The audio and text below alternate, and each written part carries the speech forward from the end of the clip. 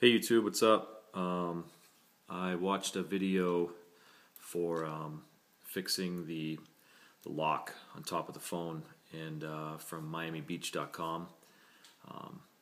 It's awesome, and I would advise if you're having a problem with the lock on top of your phone, this lock right here not working. I'll show you that this one is now.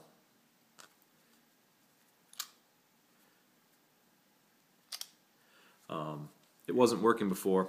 Push it, didn't do anything, and now it is. I ordered online this right here. It's for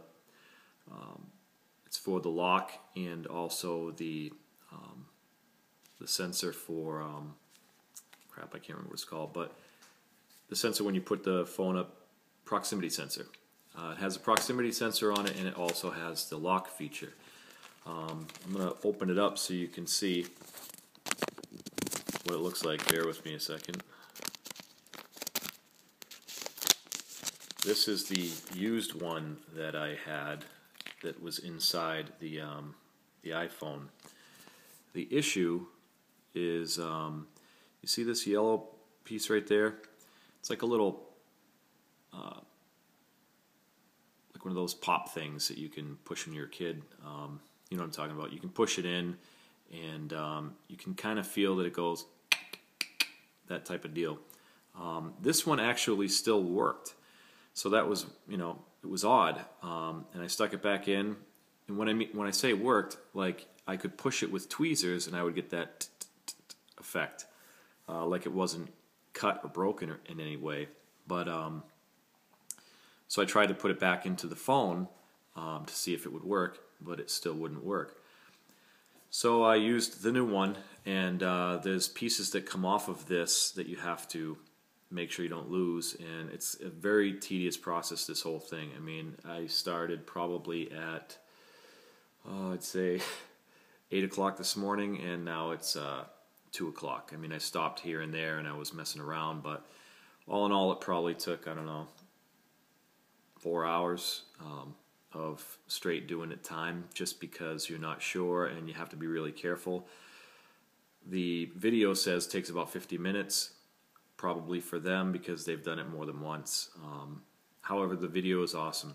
One thing I'll have to tell you is that I used various little containers to put all the screws in, and as I was doing it, another reason that it probably took so long is I took pictures, because if you go step by step by the video, that's great, but you have to be, all these screws are different lengths and widths, so you have to make sure you put them all back in the right spots, which is, so what I was doing is each piece that it would tell me, I would pause it, and then I would unscrew whatever screws that it told me to unscrew, and then I would tediously place them near the holes and take a picture with another phone so that I could see the difference in the sizes.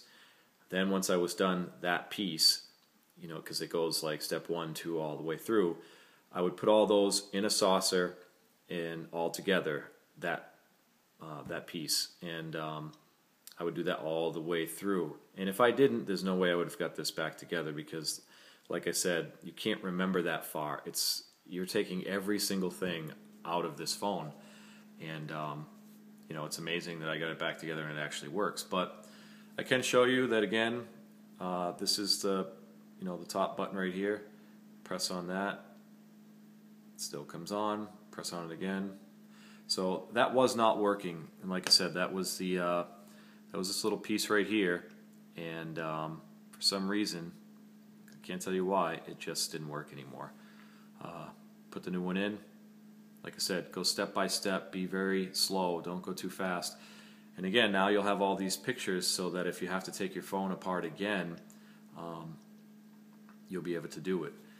Lastly, when I was putting it all back together again, I had watched one other video, I'll tell you, and this one doesn't explain it. When you get to the sides, on the inside of this phone, too bad I took all the pictures with the phone I'm using. Once you get inside the phone, when you're on the insides here, there's 6 screws. 3 here and 3 on the other side. Okay, when you get to that, it tells you to take those out. Don't. Unscrew them just enough so that way they're not tight, but leave them in, because getting them back in is a nightmare. One of them actually came out too far, and it took me like 20 minutes to get back in. Times that by 6. You don't want to just screw them out a little bit and leave them there. They'll be fine. Take your time, document everything, and you can do it. I'm not an iPhone repair guy. I'm pretty handy and I have all these little tools, but that's about it. So once again, it does work. If you got any questions, feel free to hit me up on YouTube again. Good luck.